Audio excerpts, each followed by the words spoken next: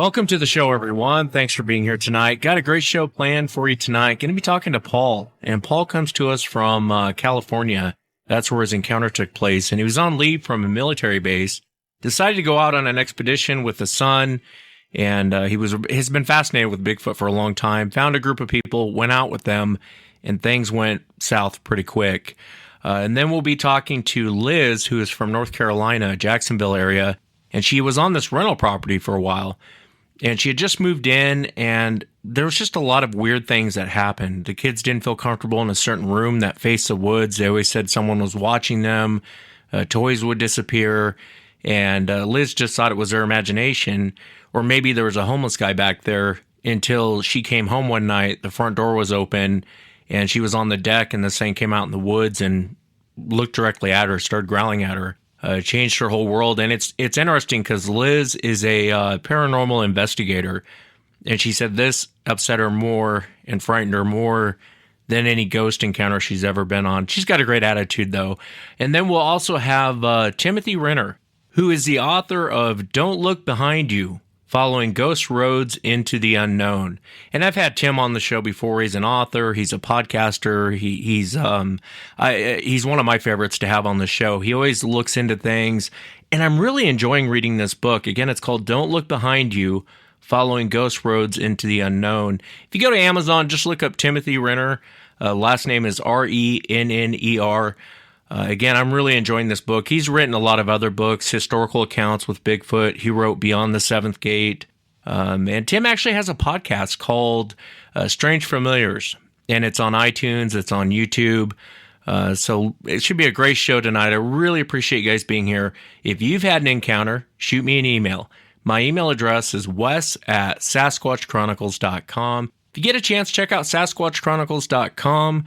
You can become a member, get additional shows. I know Friday night show with Bob was probably one of the more terrifying encounters I've ever heard. I kind of got lost, and I'm the host of the show.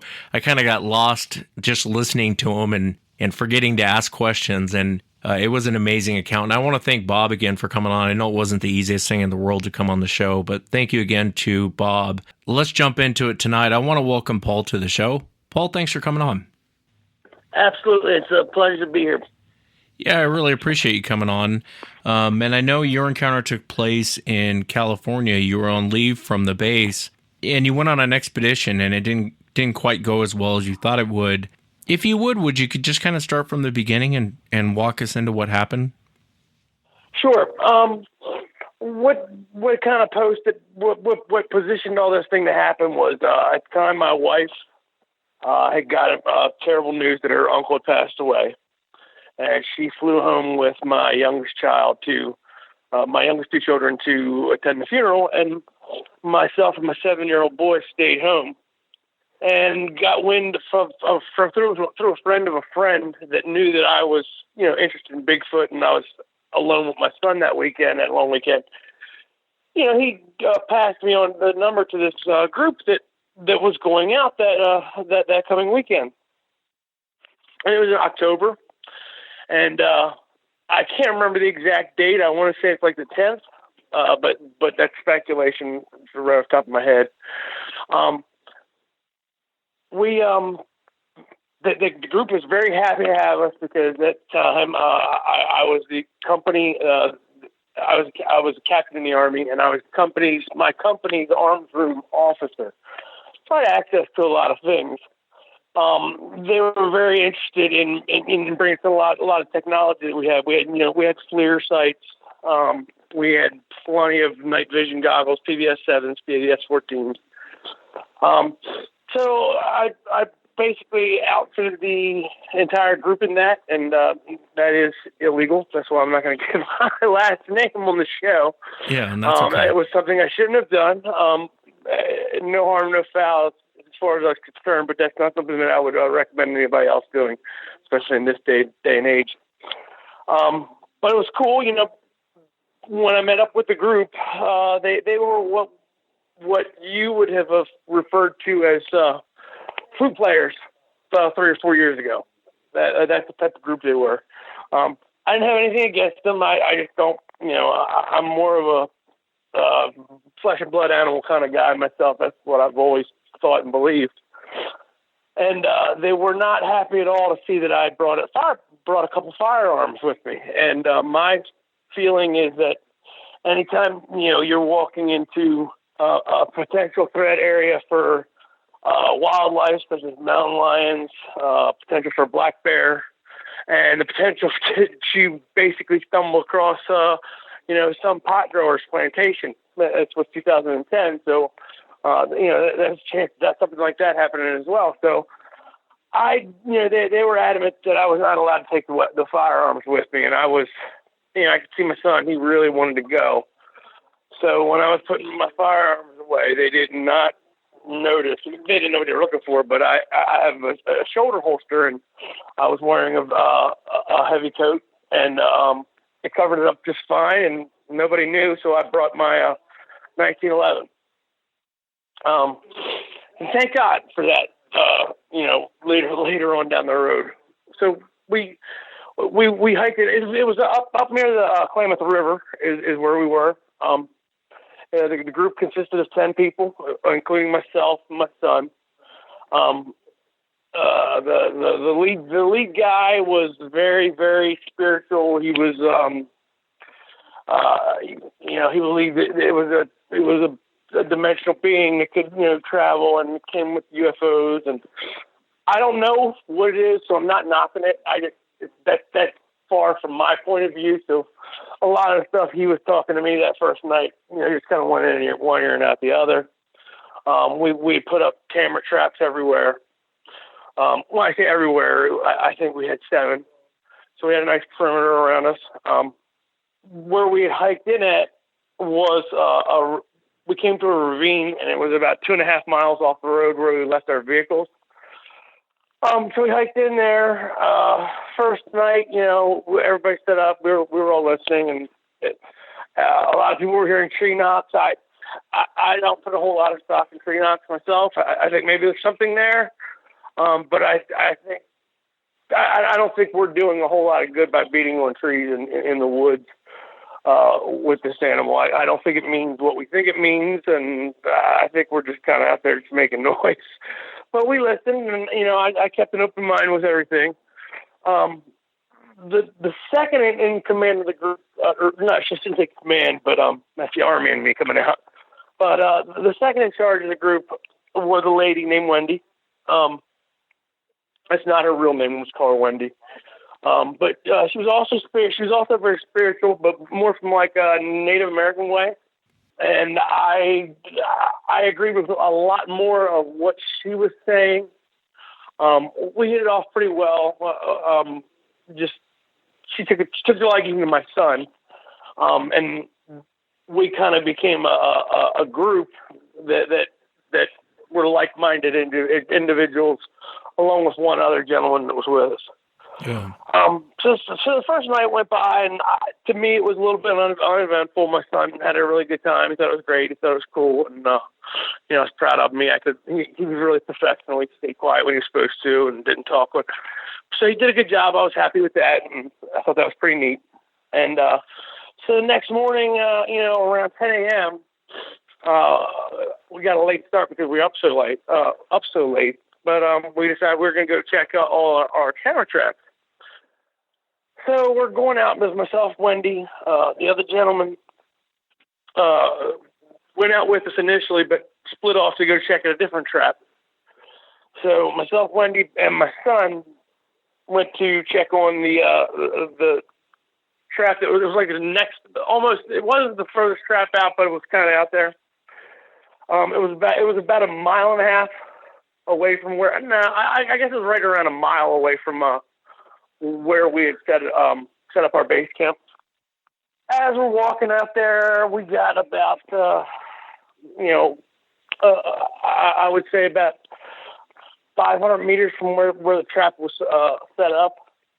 And my son, who was being really good, he was doing typical kid thing. He was staying, 40 yards in front of me. He's excited. He was staying quiet, but he was very excited.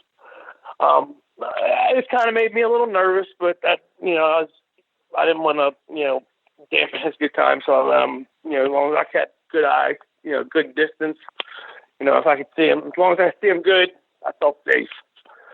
all of a sudden he took off the trail, and I started running after him at a jog, and all of a sudden it was this huge thicket, briars and everything, and then there was trees that were growing out of it as well, some large hardwood trees that were growing out as well. And he looked at it, and he just stopped, and he cramped up like he was having, I don't know if a seizure is the right word, because it wasn't like he was convulsing or anything like that. It was just like he froze up. And then we're about the same age, Wes. So you remember the little toys we had as a kid? It was like a dummy that stood up, and when you pressed down on it, it was like on strings that gave it tension, and when you pressed down on it, it would just like collapse on itself. Yeah, of course. You remember that toy? Yeah.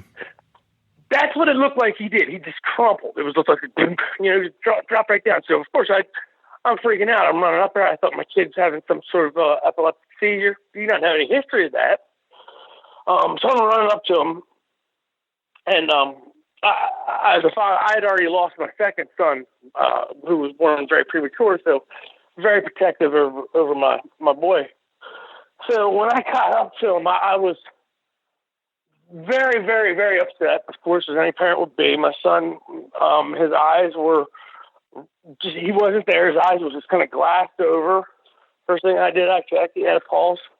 I noticed he had wet himself. And then all of a sudden, I started feeling like nauseous, sick to my stomach, which was odd because I know it's my own son, but I've been in some very traumatic combat experiences and never once felt anything like that. No nauseousness. Now, granted, maybe it was different because it was my son, but I also started losing like the ability to focus and concentrate. I wasn't sure what was going on. I was like, well, what do I do? What's going on here? And I start hearing this sound. And I was feeling it more than I was hearing it. And the closest thing I can compare it to, it's an instrument played by the Australian Aborigines. It's called a didgeridoo. It makes a very, very weird, distinct sound. It's, the sound of a billabong, I guess is the best way I can describe it. It's just that it's real guttural and it's like bouncy like that. And it's definitely, vibrational. You can really feel the vibrations.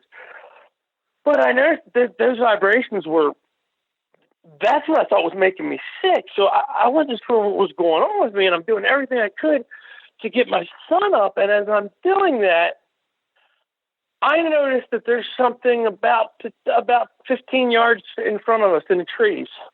And I don't see the whole thing. I see what I'm believing to be shoulders and the head of a very, very large person. Very large person. And it took me a minute to focus. It like literally took me a minute to focus. And when it started coming into focus, the realization that it was so hard to see for me is that it was completely black.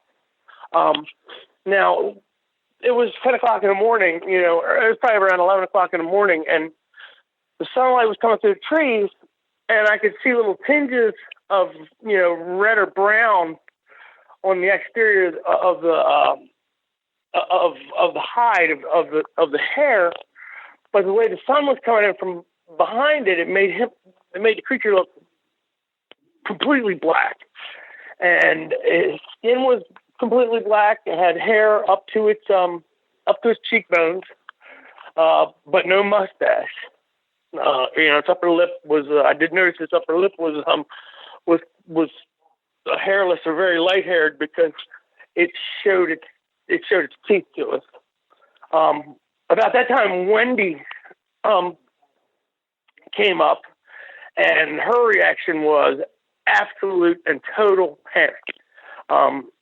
Totally hysterical. I mean, she was like grabbing on me and grabbing on my son, and oh my God, what is that? What is that? I mean, and it was total hysterics, and it was from after I talked to a lot of people back, after the incident, that was absolutely not her character at all to be that way either. So she was also feeling some sort of effects from what I believe is what I've heard about recently is the infrasound. I've been exposed to infrasound when I was in the United States Army. I was stationed at Fort Irwin, and we had units come in there and test infrasound and see what it could and couldn't do to people. And it had all different kind of effects, from everything from feeling like you're burning to feeling like you just can't concentrate, can't stand still, like you're crawling out of your skin, to the point where you become completely paranoid or hysterical. It was just what I could tell is there was not enough that has been known in studies, or at least they haven't published enough to know exactly what the effects are and whether or not it's something that us as a government can control. But I really felt like this animal that I was staring at, kind of facing at the time, had pretty good control over it, because it had just basically incapacitated 3 people. And I've been in some bad situations, and I've never ever felt like, oh my gosh, what do I do? What do I do? And that's when I remembered, it dawned on me that I did have a weapon. And it took like every ounce of concentration and focus I had to pull that weapon out and fire it. I didn't fire it at the animal. I just wanted to get a round off. I fired it in the air, which is very odd for me. I'm normally, if I'm going to squeeze the trigger, I'm generally going to. Right, you're going to shoot something. Target. Yeah. I'm going to see what I'm shooting at. And then I was having a lot of trouble focusing on this animal. Once I fired that first shot, I woke up. I started coming to, but it wasn't like I was. It wasn't like I was okay. It was like shaking off cobwebs kind of thing. And I tried to steady myself, and I fired the second shot, and it went over the animal's shoulder. I saw it go through the foliage behind it, so I knew that it went over the animal's shoulder, and I hit it. And that time, the animal screamed at me. And it got very angry, and it started moving forward. And I was just barely lucky enough. I didn't think that I had enough gun to take this thing down unless I put one through its eye. And I didn't feel comfortable enough with my aim, with what was going on, to try and take a shot like that. And I felt like if I hit it in the abdominal area, I wasn't going to push through any of the muscle wall completely to do any kind of damage to it. So I got the last shot I fired, went into the knee. I got him in the knee, and he let out a different type of yell. And at that time, I heard that yell answered by something else, which I couldn't tell you how far away it was, but I knew that it was answered in almost the same tone. It like limped off for a couple steps, and then the next thing I know, it looked like it was healed completely and it was gone. Just at that time, the one gentleman that had split off with us, he had started making his way back over to us, and he ran us. And about a minute later, when I was getting my son and Wendy, and we were gathering teams up and trying to get moving, and it was terrifying. It was because I knew there was another one out there. I only had so many bullets in the weapon that I had. I had a child that I didn't know what was wrong with him. I didn't know if he was in some type of shock that could potentially kill him. And I had a partner out there of mine who was just completely and totally. She was just a mess, and I had to do everything I could to keep her from running off in the wrong direction. Luckily, we caught up to the other gentleman, and he settled Wendy down. We hightailed it back to our base camp. I ditched everything I had and took my son. I said, I'm leaving now. I'm not packing any of this up, because we still heard him talking. We still heard the things making noise off behind us. And I said, look, I'm leaving this tent. All I'm taking is my pack and my boy, and we're making it back to the vehicle. And I'm taking my son to the hospital. Well, the first thing the one guy actually starts giving me a hard time about having a gun. And I just basically, I was just like laughed at him. It was like, it really is this the time? And it's funny because he was probably the closest one to me as we were getting the hell out of there. And it was as terrifying for me at times as Iraq was, being a paratrooper and walking on the streets every night and having to worry about getting blown up. I think the fact that I had my son with me this time, in a completely and totally foreign situation to me, just really, really frightened me, and it threw me way off. I mean, to the point when my first thought when we got back to the vehicle, I didn't say this, but the first thought I had when I got back to the vehicle was, I was trying to assess my son, because if I thought my son was going to be okay enough, I was ready to go back out there with the shotgun and try to kill the damn thing. I was so angry because I really thought that my son was meant to be lunch, and I'm not like that. I don't I don't generally hold grudges with animals. Yeah, I don't. I don't blame you. I don't blame you. I think that, if it would have been my son, I would have felt the same way. I don't mean to cut you off, but I'm curious. I'm almost curious if what you heard was a growl. Is this kind of how you interpreted what you heard? Take a listen to this.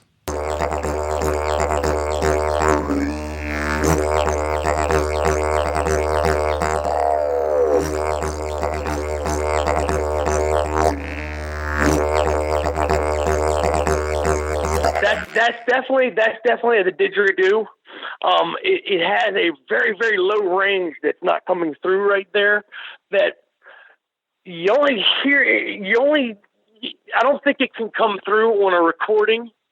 It's something that you feel in a vibration when you're there. But that's definitely what along the lines of what I was feeling and hearing when I got up to my son in the state that he was in.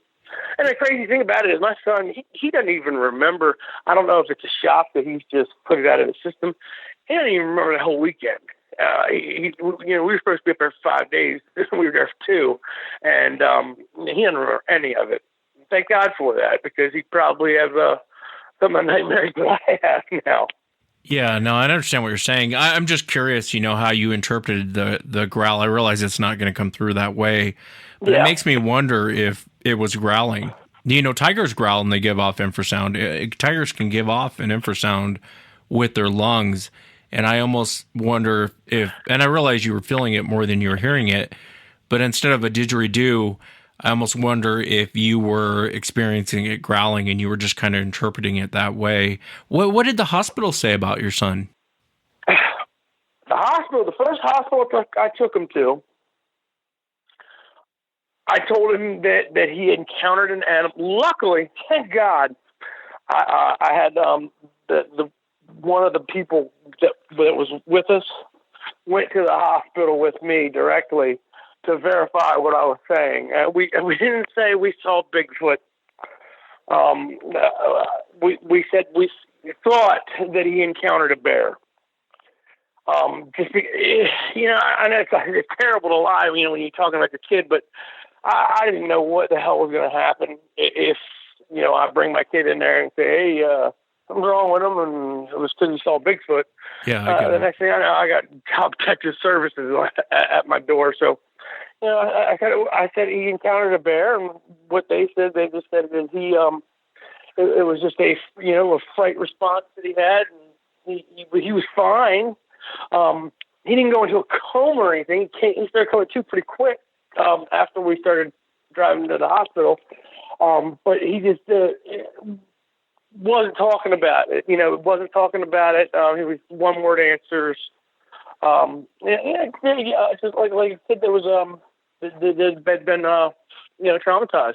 It was awful. It was awful, and I don't hold any ill will toward the animals. I think a whole lot more people that are unaccounted for because they've come into contact with some of these animals.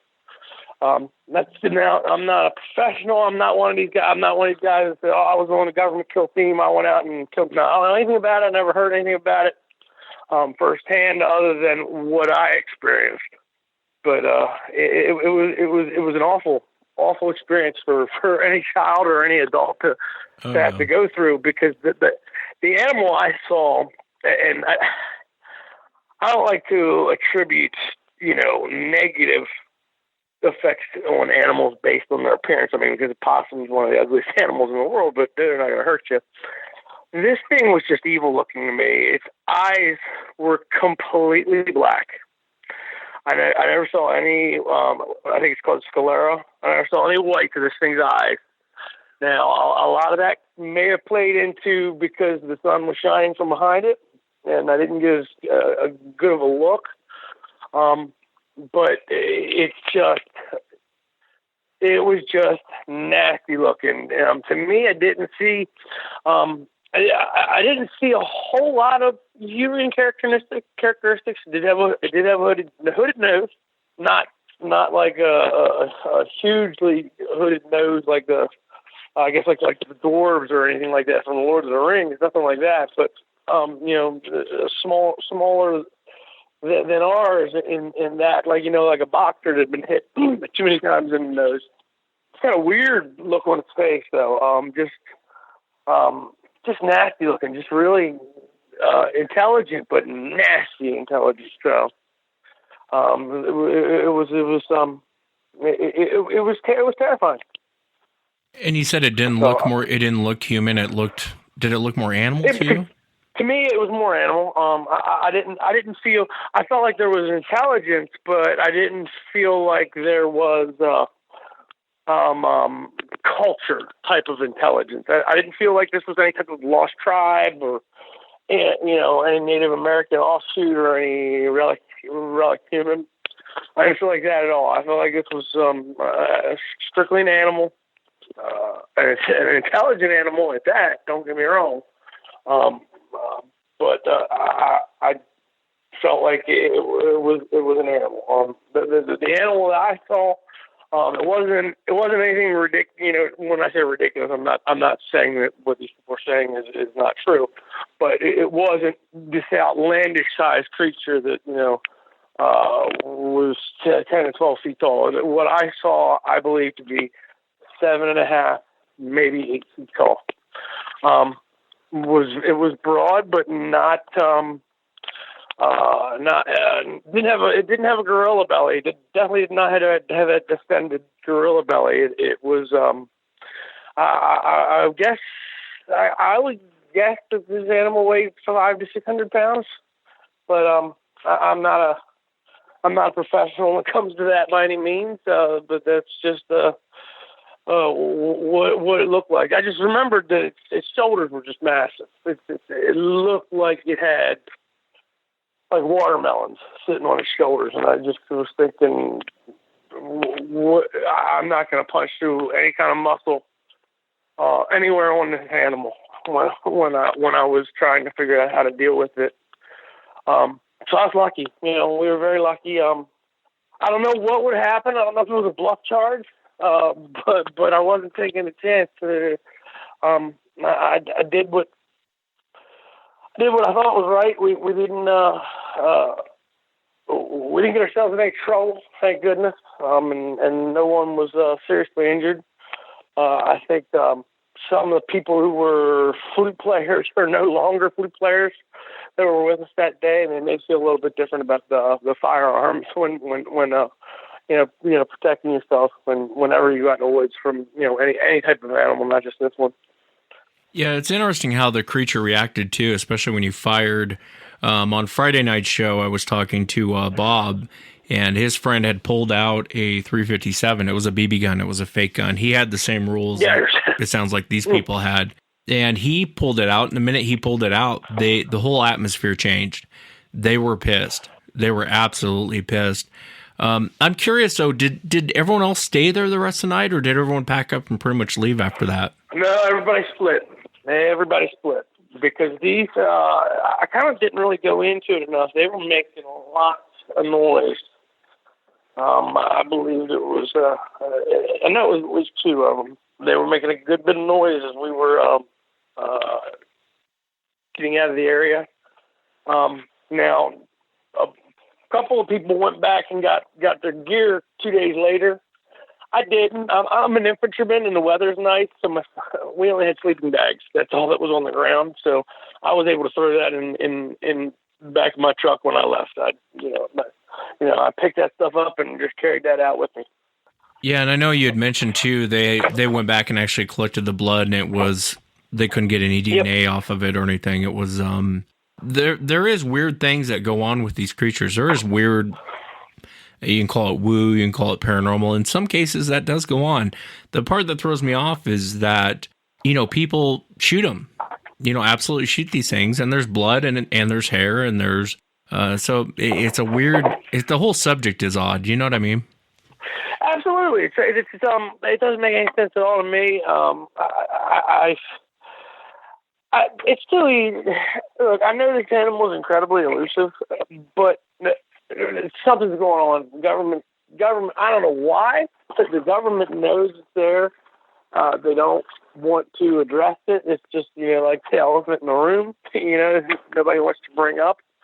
It doesn't make any sense to me. But I guess somebody higher than my pay grade has made the determination that we're going to just ignore this. This is happening. It's happening to too many people that are credible. I know there's been some very credible people who have encountered these animals. And, yeah, I would agree. And I've seen way too many things that I feel like need more attention from mainstream science and mainstream, media. I know people are always talking about, M.K. Davis doctors his videos. In his doctor's videos, he does play with contrast, which, hey, our own government does that when it's showing us pictures on the moon or whatever it is. I'm not saying whatever they're trying to cover up as an alien base, but he's just trying to determine certain things by changing contrast, and it gives you a different perspective, and there's a lot of things that I don't understand why this is such a taboo topic, and that's why I really give a lot of credit to people like Dr. Grover Krantz and Jeff Meldrum. I mean, they really put their career on the line. I mean, yeah, there's some celebrity that they've gotten out of it, but I don't think it warrants the vitriol that they get hit with from a lot of their colleagues. Yeah, I would agree. And it's too bad that it's like that. I've heard weird encounters, kind of like your son, but different in different ways, to where it makes you wonder: is it infrasound? Is it something else? I remember in the early shows, I had a guy on who was he was a mountain biker and a professional bike rider, and they were in an area, and I think they were hiking or something. And no, I know which one you're talking about. He was talking about how fast he was down through, and there was nobody that could ever pass him going down the downhill and stuff. And I know which guy you're talking about. Yeah. Yeah, and he started hearing. He never heard the growl coming from the brush. He never heard it. He started walking to it like he was in a trance and started taking off his clothes because he was getting hot. And he started taking off all his clothes while his friends grabbed him because they all heard the growl and pulled him back. So it makes you wonder, is it infrasound or is there something else going on there? Because that's really... I know infrasound causes you to do weird things. You can kill a person if you turn up the infrasound. Yep.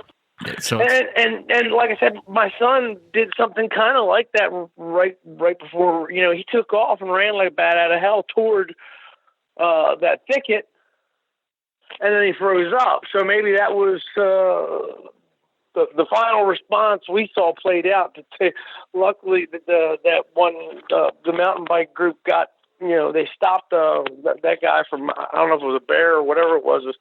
But I think maybe we saw the way it was supposed to go down completely. Now I did hear, I don't know if it was, I think I heard it on one of your shows when somebody was talking about where they said they watched one of these animals basically paralyze a baby deer, and some noise startled the baby deer, and luckily it took off. But he said the deer was having what looked like some type of muscle spasms or something along those lines. So I don't know what it is, but it's definitely creepy. I've always been fascinated by the subject. I've always, when I was a kid, everybody told me that the Patterson-Gimlin film was fake. So, I believed it was fake. And then the more I watched it as I got older, the more I realized that really looks pretty good if it's fake. And then the more research I've done, well, not research, but the more things I've seen about it, to me, that's some compelling evidence. Yeah, it is compelling evidence. Or do you still do expeditions, or are you out of the Bigfoot business? Do you retire from that?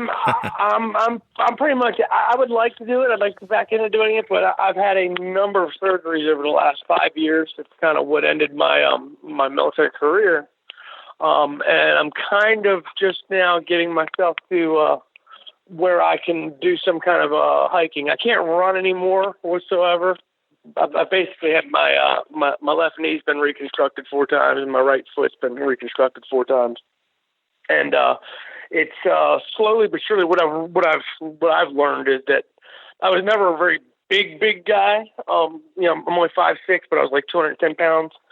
What I've done is I've got my body weight down to about 180, and it feels a lot better. I hate the fact that I'm not in the gym anymore, but it's made it so I may be able to get back out there. And it's something that I would really like to do because I know my son, who did have the experience, and my daughter, who's 9, both want to go. Like my son, even though he had that nightmare experience that he doesn't remember, he wants to go back out, and my daughter wants to go out. So it's something I would like to do, and I'm hoping I'm going to buy something we could do over the course of a weekend. I think we'll start eventually, but have to go slow at it. I have to find a more what I believe to be a reliable group. I felt like with everything that was going on with my son, I felt like there was only 2 people that were really worried or trying to help me at all with my son, and I wasn't very happy with that group. And I won't name them or put them down. I don't even know if they exist anymore, but yeah, I think, and I don't blame you in saying that, Paul. I think, honestly, I get nervous when people say, don't bring out guns and no cameras. And that makes me nervous because, and I'm not saying you got to carry around an AR-15 or, but I mean, like what you did where it was a hidden gun, I think that's smart. Like you said, you come up here in Washington, man, there's cougars the size of me, and I'm a pretty big guy.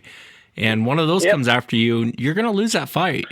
Or a black bear or anything else, so it's a terrifying encounter. It really is, especially since your son was involved. Thank God there was no damage to him or, that you're able to get him out of there. I think you did the right thing. Honestly, I think you did the right thing. And it was awful. I don't know if, I know I can't words and my account can't possibly do it justice how frightened and how terrifying this event was. It was just felt completely overwhelmed. I mean, you knew you were dealing with something that you didn't stand a snowball's chance in hell. It was. I was gonna have to get really lucky. Like I said, hopefully, I hope the creature healed up. I hope the animal's okay and live to because I don't want to see the species go extinct. But I wouldn't hesitate to blow one away if it ever cornered me again. I'll tell you that. No, and I don't blame you. I wouldn't hesitate either. I honestly wouldn't hesitate either. I think you did the right thing, and I really appreciate you coming on and sharing it, Paul. It was a great encounter. I mean, it wasn't great for you. It was fascinating for me to listen to it.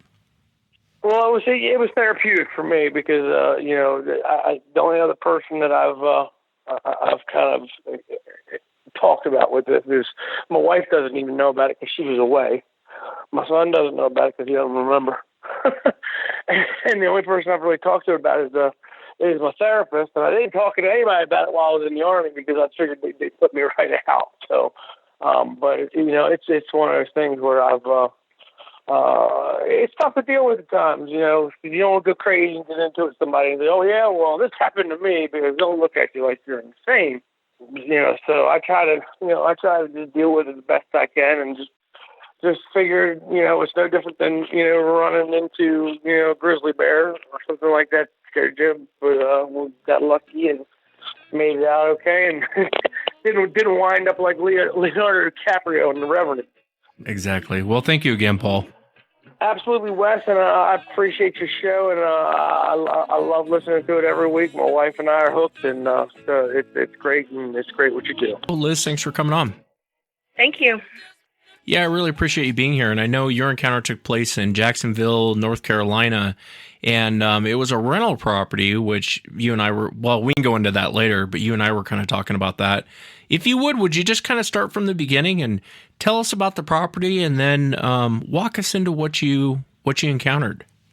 It happened in January of last year. I had moved in the January before that, about January, February timeframe, right at the end of it in 2016. And I had just noticed weird stuff had been happening because the way that my property sat, we were in the back far end of like a mobile home park. And I had mostly like abandoned rental trailers around me like that they couldn't fix or whatever. So they didn't really have anybody in those. And so I was kind of just in the back, no neighbors really. And so the way that the trailer sat, it was a single wide mobile home. And the back side of the trailer for the one bedroom and bathroom, it was really close to the tree line. And it was like maybe about 10 foot away from the tree line, the window was. And then it went the living room, which is where the front deck would come off on the right-hand side. And then it went kitchen, hallway, and then the back door for the back deck, which was smaller than the front. So we barely used it because the steps were hard to get up and down on that. Further away from the tree line was the back deck. And then the rest of the rooms on the other side of the trailer, which was also over by my driveway. Well, like I said, we were having weird stuff happen on and off. There, like, my kids and stuff would go missing out from underneath the porch, and I didn't really think much of it. I just thought maybe the kids misplaced it, because it always felt weird with the woods right there, and I don't normally have a problem with the woods, and neither do my kids, but for some reason my kids wouldn't stay in the back bedroom, because my son was originally supposed to have that room, and he kept saying something would stare at him through the woods, through the window, and I was like, okay, so I switched him out with my daughters, switched them into that room, and they said the same thing. Something was staring at them through the woods in that window, and I was like, okay. So I switched them all into the same room to sleep and put that to the playroom, and they wouldn't even play in there. Like, they would complain about it and bring their toys into the living room. And it got to the point where I was getting frustrated with it, and I felt weirded out every time I went in there, too. Everybody, my friends, everything, my fiance, it felt like somebody was staring at you when you're in that room. So I put aluminum foil up on that window, try to get it to kind of go away and stop. But so, just like I said, weird stuff kept happening. But I didn't think much of it or anything. Well, me and my fiance, my friend, we go around and we were doing paranormal investigations, and we were at a cemetery that night, and one of our batteries had died. So we had come back to the trailer. It was about 1 o'clock in the morning to get another battery because we were doing an EVP session. And we noticed that my front door and my screening door were wide open, and my kids were being babysat. They weren't home, and we had locked the door when we had and shut it whenever we had left. Well, it was wide open. The screen door was wide open. So my fiance told us to stay there. He's going to go in and check. We went in the house to check to the front door, and we waited for a good probably about 3-4 minutes, and then he opened up my bathroom door at the end where the driveway was and said there was nobody inside, and it didn't look like anything was messed up or disturbed or anything. So me and her get out, and he said he forgot his phone in the car. So he came out the back door as we were going into the front door. Well, the way that the front porch was, you had 3 steps that were small, and then it had the deck, and it was about 3 foot off the ground. So me and her were walking and just talking, and he was coming out the back door to go in and get his phone from the vehicle. I got about second step up, and we kept hearing rustling and stuff in the woods, but we heard stuff all the time. So I just kind of stopped and looked because I heard like 2 thumps, and then it sounded like something was walking, and I was like, well, maybe it's a deer. So I went to walk again up the third step, and then it sounded like, again, something walking, but it sounded two-legged. So I was like kind of getting hesitant, so I kind of just went faster to get up onto the deck. That's when it came out of the woods, and it literally just stepped right out of the woods, and it was huge. My friend and me literally are just staring, and I'm in awe. I didn't know what to do. I didn't know what to think it was, really. I thought bear at first, but then, because reality's trying to set in, like it's a bear or something, but yeah, bears don't walk on two legs, and we don't have a lot of bear down here, nor big bear. And I'm 5'4". My deck's about 3 foot off the ground. So, and I'm standing on my deck, and it's eye level with me, and it's looking right at me. And I started staring at it because I wanted to see exactly details, what is it? So one thing I really noticed though is I noticed had black hair all over it, about maybe 3-4 inches long. Wasn't really long hair. It didn't have any hair on its feet though, and it didn't have any hair on its it had hair on the top of its hands, but not its fingers. I did notice that. That kind of threw me off because I was kind of staring at its hands for a minute. And it wasn't until I actually looked up at towards its face, its eyes, and it looked at me, and it just how when a dog, when you try to take their bone, if they're aggressive, they give you that growl, yeah, back off. Yeah. That's the kind of growl it gave me, but you could actually, she said she could feel it, and I could felt it too. It was you could feel it, rumble the deck that we were on. It was really, really low, and I was like, oh my God. So I bolted in the door because the door was still open. As she was trying to bolt back into the door, I slammed her leg in the door, and she was actually stuck with her leg inside and the rest of her outside. I was holding the door closed. She was screaming, I was screaming and holding her leg in the door. And my fiance ran back to the back door because he heard us screaming in the commotion. And he was like, what the heck, Liz? What are you doing? And so I was like, there's something out there. And then she was like, let me in. So I flung open the door. She jumped in real quick, and I slammed back the door again. I locked it, and my fiance is like, what's out there? And I said, I don't know. It's huge. It's 8 foot tall, and it's black. I said, I swear, it should be a bear. I was as big as it is, but it's not. It looked like a human. And he was like, what are you talking about? So he went and he slung open the front door, and I'm like, please don't, and she's freaking out. And so me and her hiding off in the kitchen, and he's like, there's nothing out here. And we were like, yes, there is. And he was like, no. And then he walked around the trailer, and he said there was nothing and nobody out there. He didn't hear anything. He didn't see anything. So I'm not even sure where it went, but I know where it came from. And we never used that front deck ever again after that during the night. I was like, nope, I ain't going out there at nighttime. Yeah, I don't blame you. And it's even it's amusing to me that you chase ghosts and this thing terrified you. I mean, amusing may not be the right word, but you know what I mean.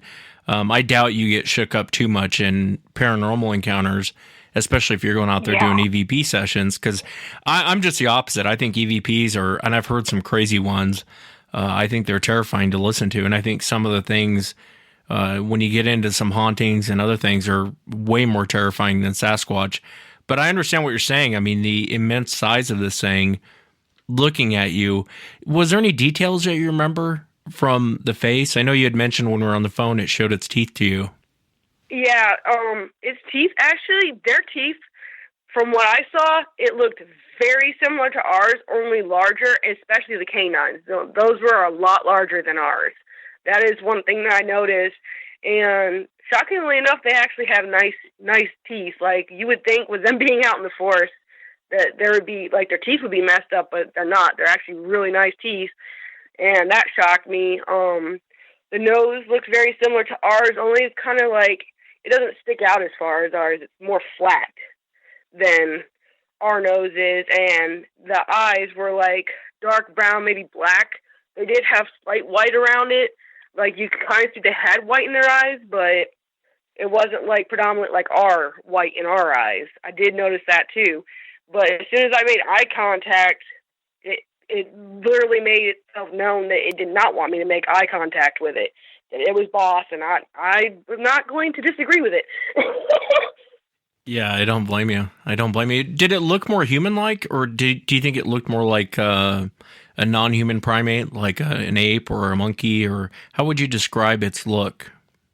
It's kind of mixed between the both, honestly, because, I mean, it looked human in the face, especially with, the eyes. When it was looking at me, it gave me this evil look, like a human would if you were mad at somebody. Like, if you were to sit there and, like, bully a mother's kids, like, that evil glare that you would get, that's the kind of evil glare I got from it. And that felt like a human glare, like, I'm going to mess you up. And so I feel like it had human characteristics, but I also felt it had primate characteristics because we don't have that much hair on us, obviously. So it was kind of like a mixture of both, but I felt more human come out of it than I did an animal, to be honest. Yeah, it's interesting too. Did you, and I know there was a previous renter to the property, and you and I kind of talked about this a little bit, but I'm kind of curious, do you think it actually entered the home? Do you think that's what actually had the door open? And I know it's speculating. It's a good possibility it could have opened the door. I'm not sure, because like I said, we weren't home, and the only thing I can't understand, like, how did the door get unlocked? Well, how did they do that? But I mean, it disappeared that quickly, from me shutting and locking the door to him opening it within seconds and it being gone. So I don't know, like, I mean, it seems pretty fast and doing weird things. And so, I mean, it's a good possibility it could have entered, and I didn't see anything missing. I didn't notice anything really out of the way of, not normal in there. But I do know that the previous renter had, been there for 15 years, and on the back side of the trailer, there was like a little tiny path, and it had come to a circle in the woods, and it was about 2 foot into the woods, and I noticed that there was like a lot of plastic dog crates and coops back there and chains and stuff, and I had asked my landlord, what's up with the dog coops? I thought, we weren't allowed to have pets because we weren't allowed to have cats or dogs there, and he said, the last tenant there was raising pit bulls, but his pit bulls kept disappearing, so he just stopped raising them. And I was like, that's interesting and weird. I've never heard of a pit bull going, just pit bulls just disappearing. But I really didn't think anything of it whenever he said it to me, and I was like, oh, okay. But there was always weird stuff happening in the woods. You go hear weird stuff in there, and it looked like at one point, like, if you wanted to get rid of something, all you had to do was put it in the woods, because it literally, like, 2-3 foot in, where you could still see it, you could put it in there, next day, it'd be gone. Like, literally, I put a fire pit in there, try to hide it from my other neighbors that were up the road, because they were going around collecting metal, and I didn't want them to grab that, and I had put it, like, 2-3 foot into the woods, and that's how I figured out the stuff was disappearing out of there, and it was, boom, gone, and then I was like, okay, so I put some of my kids' old plastic toys in there, and they disappeared, and I was like, okay, so what keeps coming in here and taking it? And you would find, like, random stuff just in the woods, just in random spots, too. And there was a couple of times there were some tree branches that were above our trailer, but they're almost level with the roof, but about the same height. And one pine tree branch, we hadn't had a storm in, like, 2 or 3 weeks. And my kids always used to love trying to hit it with a ball and knock the pine cones off. Well, we went out there to one day, and they were getting ready to do that, and they were like, there's something wrong with the pine tree branch. So I came around the corner, and it was, like, twisted and mangled and hanging down, and I was like, how did that happen? Like, how did that even happen? And I was kind of freaked out by it, and then me and my fiance ripped it off, and we threw it in the woods, and it just didn't make sense to me. But, I mean, thinking back, there's probably quite a few things that were happening. I just didn't really think about it, like didn't cross my mind. Yeah, I often wonder in situations like this if the previous renter was feeding them, or because I've heard of situations like this where, like, a new renter moves in, and generally when they come back around to that area, they'll go back to the place, to the person who was feeding them, and he might have been pissed that you guys weren't feeding him. That's why everyone felt like they were being watched, especially in that one room. And when you were getting into the home, he stepped out. As you're walking up the deck, he steps out on you, and it makes me wonder if the last guy was actually feeding these things or feeding that thing. Yeah, I mean, it's a good possibility they could have been. I know a couple of times sometimes I make like whole chickens for dinner and stuff, and I didn't want to throw it in my trash because some always dug in my trash over there. And it didn't matter if I had the trash can lids with the closing locks. It didn't matter if I bungee corded them at one point, and they were still getting opened and dug through. So I started throwing like the chicken carcasses in the woods over there to kind of get rid of them so they wouldn't, like, maybe the trash wouldn't get dug through. And they'd be gone the next day, and the trash wouldn't be dug through that night, but then the next night after that, trash would be dug through, and I'd be like, ugh. I thought it was cats, but nobody in the neighborhood was allowed to have dogs or cats, so that, I was like, maybe it's raccoon, maybe it's possum, but how they were getting the bungee cord off was blowing my mind, because I literally had bungee cords on each of my garbage cans. I'm curious, too, did you ever hear any vocalizations out there on that property? I heard a couple of, like, howling at one point. It sounded kind of like a howl scream type thing. But I really wasn't sure what to make it out, because I don't like, go into woods all the time. But I do know what certain animals sound like. I've never hunted or anything like that. So, I don't know, it kind of sounded like a bigger cat, kind of. But I don't think we have any big cat down here. I know that we have fox, and I know that I have seen a bobcat down here once. But they relocated that because I saw that one of them made roads, and the cops actually and animal control were actually trying to tranquilize that and take it and relocate it. So I don't know if we have big cats, but it kind of sounds like when a big cat gets mad and they like scream type thing happened a couple of times, and that kind of freaked me out, and my kids too. And my fiance, I looked at him, and he was like, I'm not sure what that is. And I was like, well, I don't want to be out here to find out. And he was like, yeah. So we got the kids and took them inside, and my other friends, they heard it before too, and they were like, what is that? I was like, I'm not sure. I'm like, something's out here. I'm not looking to find out what it is. So, did you guys move from that property, or do you still live there? I left within 3 weeks of that happening, of seeing it. I didn't want to deal with it because I have small kids. Because after I saw it, I started doing like a whole bunch of research, and I seen that they do like small children. And at the time, my oldest was 8. He's 9 now. And then my son was 6, and he's 7 now. And my youngest daughter, she was 5, and she's turned 6. And my 5-year-old she's all about doing all this. She's really energetic. She likes to just be rebellious. And, you tell her not to go in the woods, and she'll run over there in the woods. And I'm constantly already worried about her getting, like, maybe poison ivy or getting bit by a snake. And then I saw that, and I'm like, she'll probably be the one that gets eaten by that. So yeah, I moved out 3 weeks later because I was like, no, I can't put my kids in risk. Because they were complaining more about being watched from the woods. I mean, like I said, I felt it when I went back in the room. I felt it quite a few times when I was standing out there, but they constantly complained about it. Like, I didn't feel it every single time I was outside or in the room, but they did. Like, every single time they complained, something's staring at us from the woods.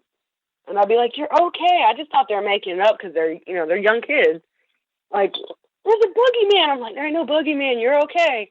There's a boogeyman. He's going to eat us. I was like, no, there's no boogeyman. I was like, but if there was a boogeyman, I'd feed you to him because you won't stop saying it. Yeah, I hear you. But, I hear you. Well, yeah, they were always talking about it. And like I said, after I saw it, I'm like, I'm not taking the risk of something happening to them. Yeah, I don't blame you, and I like your attitude, Liz. I mean, you almost kind of have to have a sense of humor, otherwise you'll cry. You know what I mean? I don't know how else to put it. Otherwise, it's devastating. You almost kind of have to have a sense, and I like your vibe. I like your sense of humor, and I think it's a good thing. A lot of times when people see these things, it destroys them. And I think that you can't let them do that. They're out there. They're in the woods. You can absolutely run into one. It may not go the way you want it to go. But you almost kind of have to have somewhat of a sense of humor. Otherwise, the only other option is to drink and get depressed about it.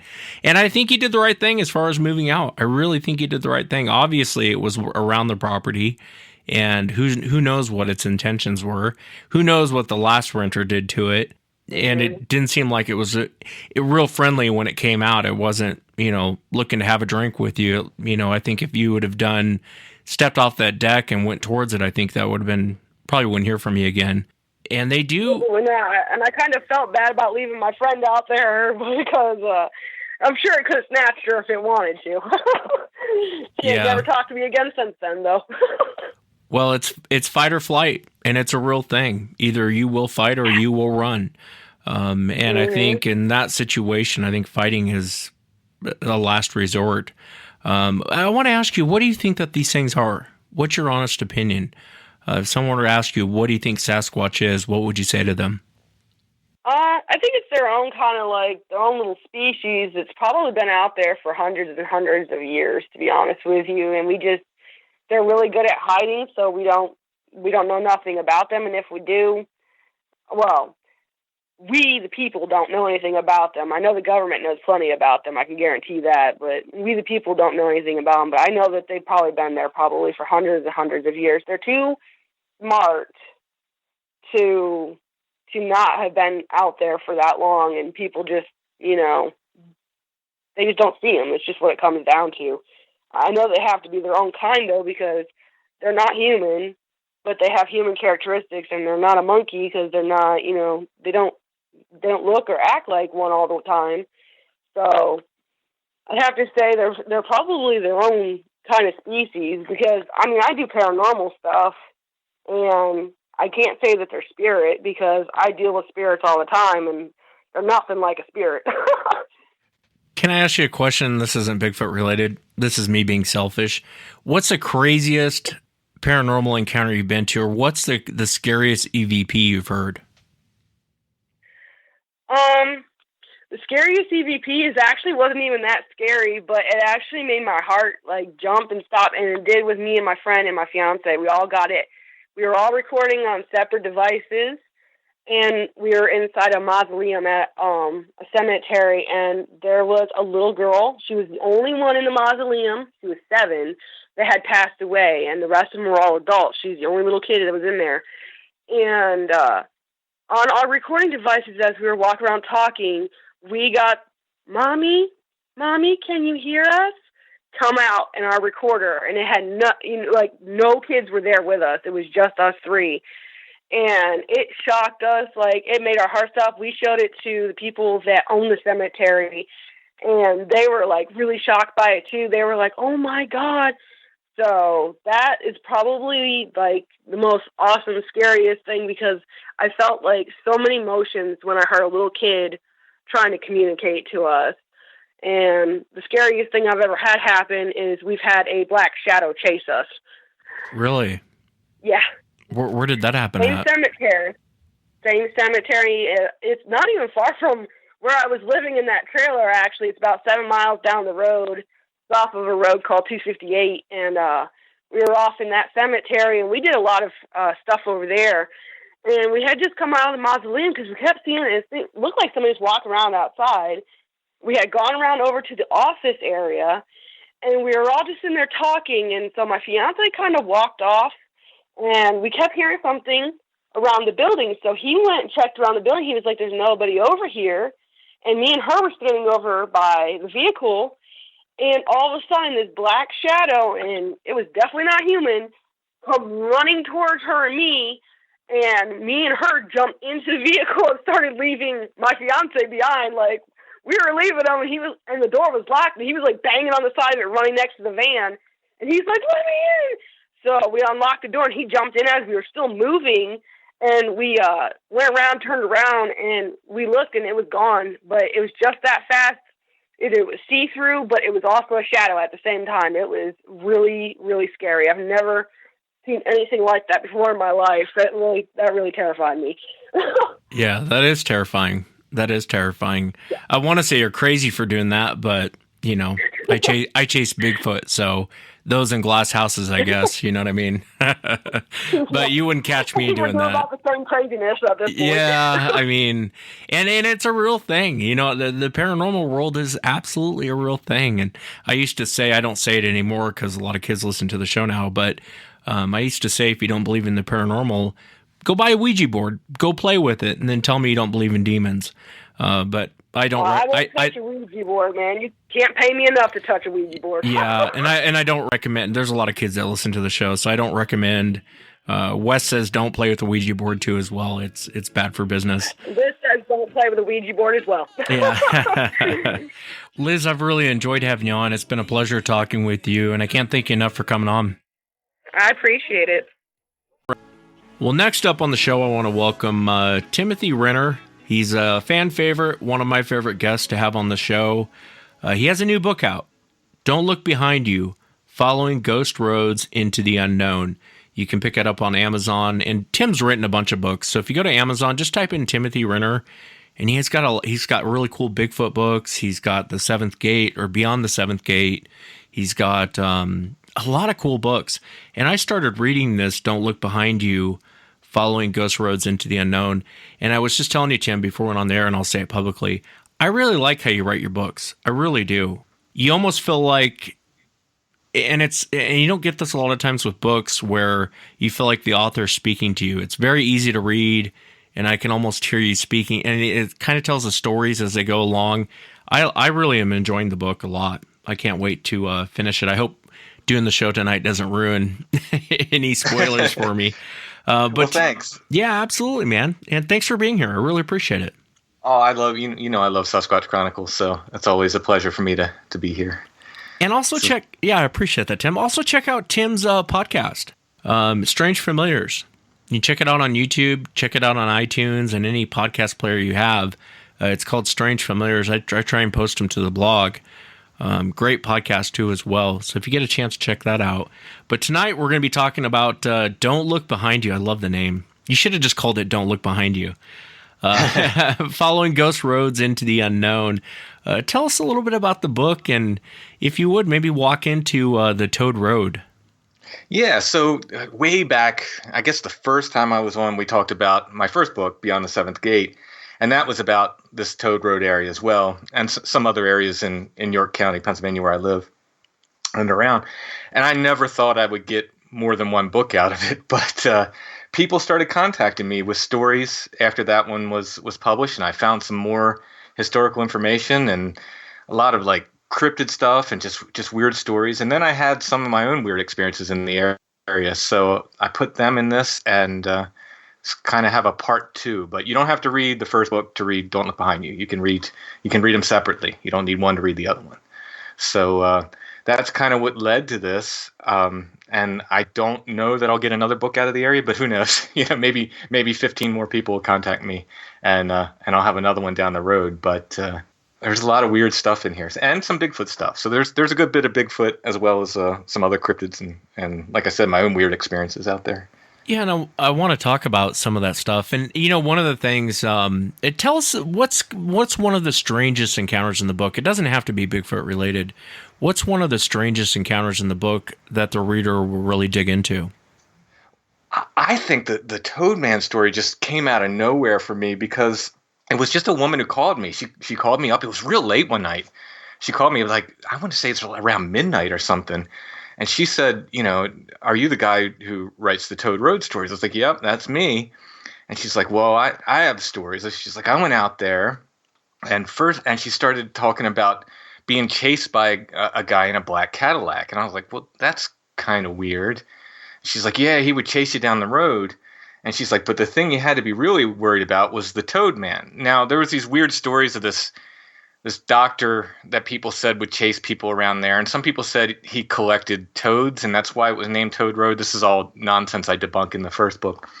But that's what I thought she meant. I thought she was calling the doctor the Toad Man. But, as the conversation progressed, something about the way she said that, I said, well, what do you mean Toad Man? And she said, oh, no, there was something that lived down in the creek in the darkest part of the road there. It was a Toad Man. And she said, I'm not going to tell you I saw it, but I'm not going to tell you I didn't see it. But she said it was weird. It looked like a toad, and but it was a man, and it would live in the creek. She said it would come up out of the creek at night. And I thought, man, that's really weird. And she said, you've never heard that story before? I said, no, I've never heard that story before. She said, that's why they call it Toad Road. Well, I don't know if that's the case, because I think there's a bunch of different reasons it's called that. But I thought it was really interesting, and I kind of followed it away. And then I ran into this story from 1905. It says it was about a fish man, and this is just 8 miles north of Toad Road in the Susquehanna River. So, and this is, again, it's from 1905. It's from the Wilkes-Barre Record. Fish walks like a man. Strange animal alarms residents along Susquehanna. York City, October 22nd. People residing along the river midway between Cly and Goldsboro are mystified and some alarmed over the sight of a strange creature that has its abode in the Susquehanna. Thus far, but 2 men and their wives have seen the thing. As it was seen in broad daylight, more credence is given to the story than would be if it had been seen at night, when people are more prone to see things. The strange creature, whether fish or animal, is described as being as large as a man. When seen, it came up out of the water, erect like a man, and is described as looking like a man without arms. Those persons who have seen it declare that they are not victims of an optical illusion. So this report from 1905. I dug it up just randomly. I'm absolutely sure this old woman had not read this report. I mean, no one's reprinted this report for over 100 years.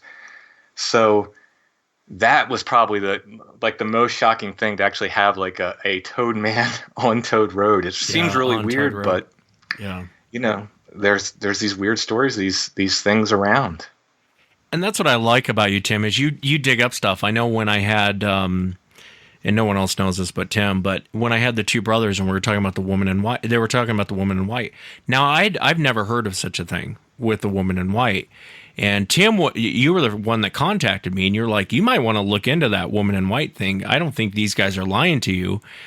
Do some research on it, because this has been seen for centuries, this woman in white. And I started looking it up, and you were right. And that's what I like about, and I say that to say this, what I like about it is, instead of just brushing it off, you'll go in and start researching it. And then you find this, and it makes you wonder, why is it called Toad Road and the Toad Man? And so there's always historical stuff that comes up, you know, with even modern day encounters like the woman in white. Yeah. That, like, I was telling you earlier when we talked, there's a weird quote from the Renaissance, and I'm not going to get it exactly right, but it's in lewd songs, and I think Shakespeare quoted it, about maids leading apes in hell. Now, maids would have worn white, maidens. So it's, there's this, it repeats, throughout time, this kind of drumbeat.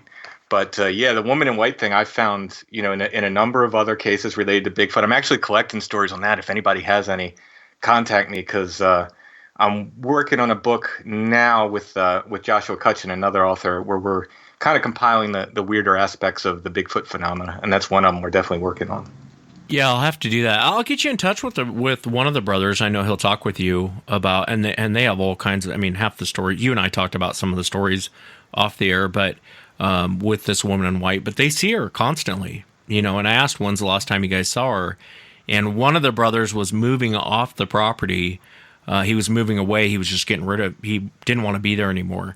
And the other brother was staying. And the last time they saw the woman in white, she showed up at the end of the driveway.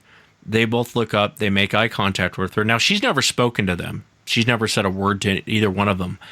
And she looked at one of the brothers that's still on the property to this day, pointed at him and gave that evil smile. And then she took off. She just left. And you're right, it shows up in UFO encounters. I found several UFO encounters where this woman in white shows up. I've heard about it in paranormal encounters. I've heard about it in Bigfoot encounters. And it's just bizarre. You know what I mean? When you start really looking into the history of the really weird stuff. I think, because after you aired this show, I think there was some people talking about it in your forums, and somebody mentioned seeing it there, and that made me look it up, and I found a case from the 1800s. We did a show on it on Strange Familiars called Witch Diggers. It's one of the earlier episodes if people want to look back at it. But that was a very similar case in a way to the 2 brothers. Except it drove the family crazy, the repeat encounters. But they talked about, at the times they didn't use the word Bigfoot or Sasquatch. They talk about these monkeys and apes climbing through the window and attacking them and stuff. But there was these weird witches, they said, and I believe that, I could be wrong, but I believe they said they were witches that were white that were associated with this repeated like Bigfoot activity. And I'll tell you a story real quick, Tim. And if you want, I'll put you in contact with him. I won't say his name on the air because I'll embarrass him. And he didn't want this out publicly, but I guess if I don't say his name, it'll be okay. Where they were out doing quote unquote, research or whatever you want to call it. I cringe saying that, but anyway, they're out doing Bigfoot research, and they're walking down this trail, and he said that this woman in white appeared and turned back and looked at them. And then she was gone. And he goes, do you think that was a ghost? Do you think, and I don't know. I don't know what it was. But it was odd because he had told me that about 4 years ago. And I said, well, it must have just been a ghost you ran into or a demon but he specifically said it was a woman in white. Yeah, see, there was another, and this kind of ties into another thing I talk about in the book, but I got called out for this investigation. It's a local investigation. This guy called me, said, you're going to think I'm crazy, but I saw a Bigfoot. And I said, well, no, I don't think you're crazy. I'd like to talk to you. And I said, are you going to be around, tomorrow? He said, yeah, I'll be home tomorrow. So I'll be there. So I drove to his place. He had seen a creature on his property. He's seen two of them actually on his property. They were together. He goes out and spots deer every night. And he said he has a pond on his property. He was shining this spot across the pond and caught the eye shine first. And then he said he focused the light on him. He said he saw two creatures just standing there, and they started ducking behind trees and so forth. Well, I went across the pond. He wouldn't go over there. He said you're going to go over there. I said, yeah, I'll go over there. It's it's daytime. I don't think anything's going to get me. And I had my walking stick. I said, tell me where to stop where they were standing. And I'm raising it up. Tell me how high they were. It was about 8 feet off the ground, whatever he saw. And right where I was standing, I looked down and I found a deer skull. Now, that's another story we can get into later. But anyway, I go back around and I talk to the guy. And in the process, he says, this place is haunted. I said, is it? And he said, yeah. And he starts describing all this other weird activity that's going on. Of course, he's having wall slaps and stuff walking on the roof, and like you've heard this in a million Bigfoot encounters. But the weird thing is, that stuff also happens in poltergeist encounters. Weird knocks and weird sounds like that and stuff. But he says, he says, I have pictures of these ghosts. Do you want to see them? I said, yeah, I'd like to see those. And he starts showing me these pictures, and they're very kind of blurry. They look like your average ghost picture that you might see, like somebody takes a picture of a kind of a hazy figure. But every one of these, the face looks like not like a human. It looked like a Sasquatch face to me. And he's going like, look at that guy. That's a biker wearing sunglasses. I said, is it? I said, you know what it looks like to me? And he's like, what? I said, that looks like a Sasquatch to me. Like that doesn't look like it looks like big eyes and long hair. He was kind of a biker guy, so he was assuming these were all like sort of biker ghosts. Like these look like hairy ape men to me, dude. And that's what all these weird photos look like, except one. He had one photo he took in a mirror, which was a woman in white. And I said, how would you describe that? Because I didn't want to lead him. And he said, well, just a woman. And see, he's like in the ghost hunting world. And I guess in that world, they feel like everyone sees a woman in white, so they don't want to say that because it's too typical. Right. But that's what it looked like. I mean, and finally I got him to say, I said, wait, what color is she wearing? He's like, oh, white. And I said, okay, all right, just checking. So here he's having this Bigfoot stuff, and then all this other weird stuff is happening around his house. Yeah, and I want to, before I go on, one of the things you brought up was the sunglasses thing. And I know I've had a couple witnesses on where they said they thought it was a big, huge guy with sunglasses on, but the eyes were so deep sunken in that, and with that forehead kind of protruding from a distance, it looks like they have sunglasses on. So That's bizarre that you picked up on that. Yeah, I mean that's what he said. He said, "Look, this is like a biker guy wearing sunglasses." And I looked at it and I said, "That's not what it looks like to me. Not at all. It looked like a Squatch to me." But they're like ghost-like pictures. It's really weird, And of course, some people are like, "Oh, it's their what do they say, like phasing in and out of dimensions or something." Well, you don't know that. I don't know what it is. I'm just telling you what it looked like to me, Yeah, and I want to talk a little bit about your experiences on that Toad Road, but before I do, the book "Don't Look Behind You: Following Ghost Roads into the Unknown" by Timothy Renner on Amazon. One of the things you started talking about in the very beginning of the book was the hide behinds, and when you read the hide behinds, and if you would maybe explain to the audience, but when you read how they act, it sounds like a modern day encounter. Oh yeah, yeah. So that was something. When I first moved in the area, I'm into all this weird stuff. So when I first moved up here, my wife's from the area. I said, where's the weird stuff? Where's the ghost? Where's the haunted stuff? Where's the, at the time, honestly, I didn't know there were so many Bigfoot sightings in the area. But she's telling me, here and here and here, and she mentions this Toad Road, and I said, well, what's the deal with that? Because it sounded interesting, had a neat name. And she said, well, the only thing I can tell you is she went to day camp out there, and the only thing I can tell you is they told me, don't look behind you on Toad Road. I was like, oh, that's neat. Now, I didn't know what that was. I thought, is there supposed to be like a killer that stalks you or something? So this was like back in the 1990s, she tells me this. And I just filed it away. And as I was doing research for my first book, I said, man, these, what people are seeing out there sure sounds like cryptid stuff. And I ran into this like story from Pennsylvania folklore of the hide behind. It said, so it was I think it was a Nanticoke legend. Obviously the hide behind, it's an anglicized name. It's not an Indian name. But it came from Pennsylvania, and they said when the Europeans got here, they told them to beware of the lights in the woods. They said, don't follow them or they'll turn around and follow you. And then they said, beware of this thing called the hide behind. And they said the hide behind follows you through the forest.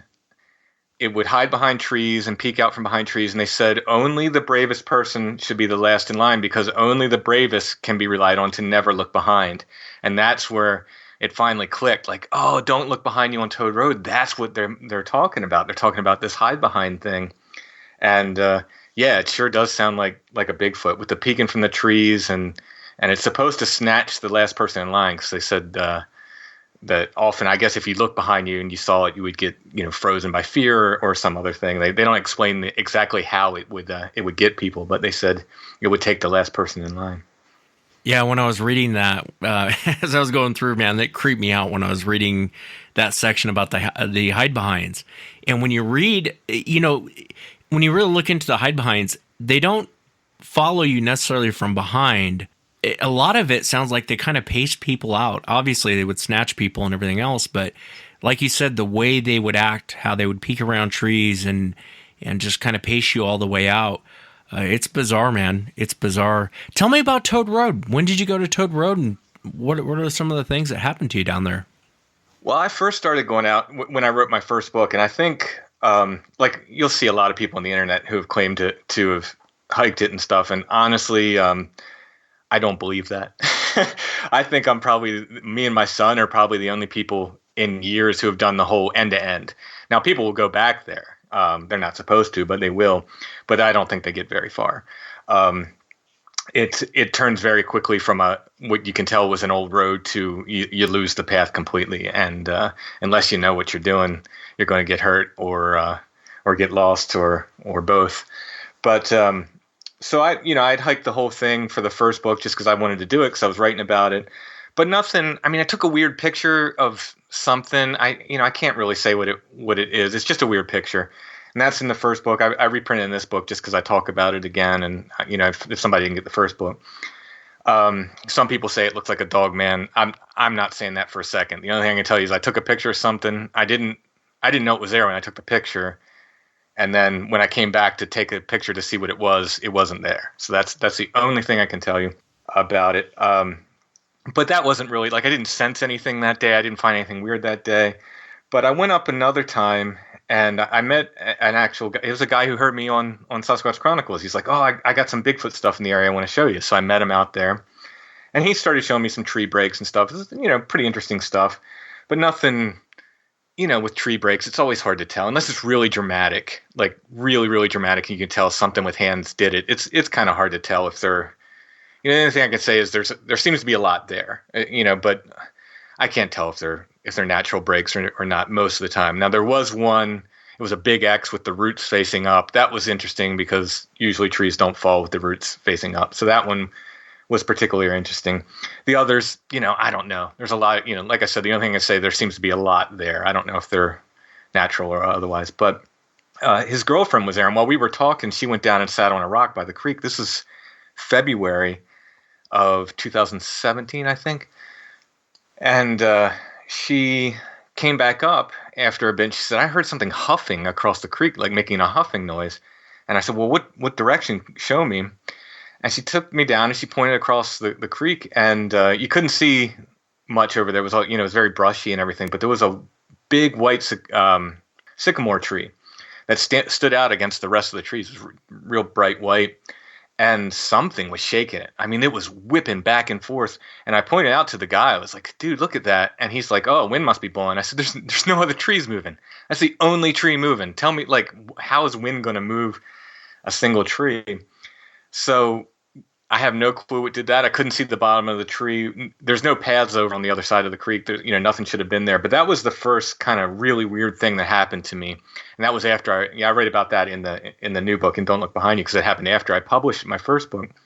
Then I went out there one day. I was hiking with my buddy, and we hiked about, I want to say, a half mile, maybe 3/4 of a mile. The road itself, like I said, it's an old closed road. It's private property, so people shouldn't be there. I have permission to be there, but we had done, like I said, maybe 3/4 of a mile, and he had to go for whatever reason. We turned around and walked back on the trail, and I found a raccoon skull. It was a perfectly clean raccoon skull, and I hadn't seen it on the way in. I could have missed it. I could have stepped over it. It was right in the middle of the trail.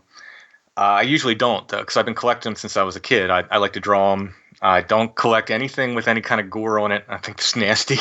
But if they're clean, if they're like dry, clean, sun bleached, I'll pick them up and throw them in my pack. I picked this one up, put it in my pack, and made plans with him to come back in 3 weeks and finish the hike, because I like to do the whole road when I do it. I'm just weird that way. I like a completist. So 3 weeks comes and he cancels for whatever reason. I wanted to do it, so I went out there by myself, and I got to the part on the trail it was about where I found that raccoon skull, and I heard something up ahead. I looked up ahead, and there was something big and gray, kind of gray and black, and it was so quick, I can't tell you it was a Squatch. I really can't. I don't know what it was, but it was big and it was fast. It was bigger than anything I've ever seen in the woods in York County. I had somebody tell me it was an elk. We haven't had elk here for 200 years. So if it was an elk, that was a pretty special elk sighting there. It was big, quiet, and moved fast. It moved south, and not through any act of bravery, I followed it. And like I told you before, I ended up calling Tony Merkel that day, because I was like, man, I saw something big and quiet. And the thing that was really kind of shocked me is I took off after it. So if it was trying to lead me somewhere, I took the bait, and I didn't even think about it. Again, it wasn't bravery. I wasn't being brave. I did not think. I was very much like I was in a trance. And I followed this thing probably 3/4 of a mile or a mile. And in the time that I'd been there, so the time I was there with my friend when I found the raccoon skull, it was March. This was well into April, and stuff had really grown up. It was really nasty down in there. It was like poison ivy and stinging nettles, and I ended up being like covered in ticks that day. I think I pulled like 4 or 5 ticks off me. It's just not fun hiking. The trail's real like muddy, like the kind of sucking mud where you gotta, pull your foot out of a foot of mud here and there. Not a fun hike at all. And I'm going on this trail, and at some point, I'm just stopped by this. It was a deer skull. It's what's on the cover of the book. That was at eye level in the middle of the trail. Now, this wasn't there 3 weeks before, and there shouldn't have been anybody down in there. And could a person have done it? Yes, a human could have come down there, but they would have had to either bring this perfectly clean deer skull with them and put it on a branch, or found a deer skull down there and put it in there.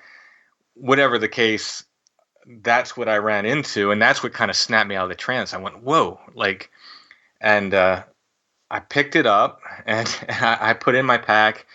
I wasn't thinking much about it. But somebody asked me if I thought it was a warning. I don't know. Like, what are impressions worth? Do I think it's a warning?